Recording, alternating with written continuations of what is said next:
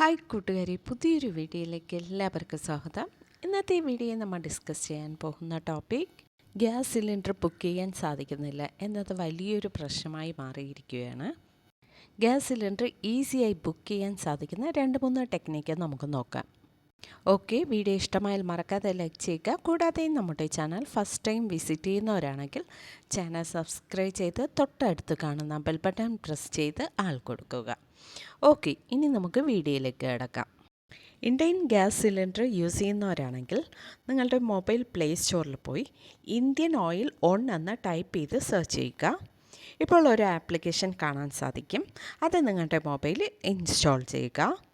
Account open ചെയ്തതിന് ശേഷം നിങ്ങളുടെ മൊബൈൽ നമ്പർ എൻ്റർ ചെയ്ത് അക്കൗണ്ട് ലോഗിൻ ചെയ്യാവുന്നതാണ്. ഇപ്പോൾ ഇവിടെ റീഫിൽ സിലിണ്ടർ എന്നൊരു ഓപ്ഷൻ കാണാൻ സാധിക്കും. അത് ക്ലിക്ക് ചെയ്ത് നിങ്ങൾക്ക് ഗ്യാസ് സിലിണ്ടർ ബുക്ക് ചെയ്യാവുന്നതാണ്.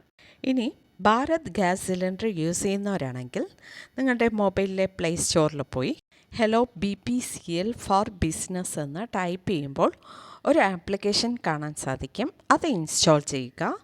ഈ ആപ്ലിക്കേഷൻ ഓപ്പൺ ചെയ്തതിന് ശേഷം നിങ്ങളുടെ മൊബൈൽ നമ്പർ എൻ്റർ ചെയ്ത് അക്കൗണ്ട് ലോഗിൻ ചെയ്യാവുന്നതാണ്.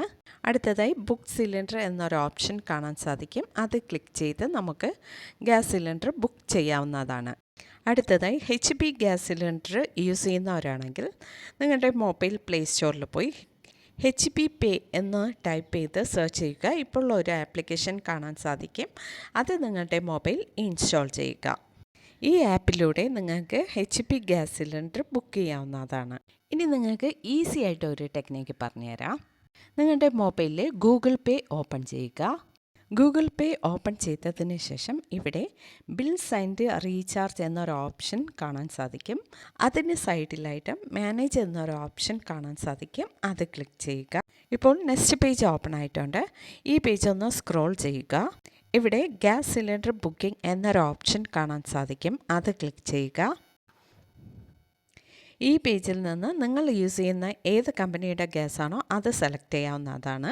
ഇന്ത്യൻ ആണെങ്കിൽ ഇന്ത്യൻ സെലക്ട് ചെയ്യാം. HP ആണെങ്കിൽ HP സെലക്ട് ചെയ്യുക. ഭാരത് ആണെങ്കിൽ ഭാരത് സെലക്ട് ചെയ്യുക. സെലക്ട് ചെയ്തതിന് ശേഷം നമുക്ക് ക്യാഷ് GPayയിലൂടെ പേ ചെയ്ത് ഗ്യാസ് ബുക്ക് ചെയ്യാവുന്നതാണ്.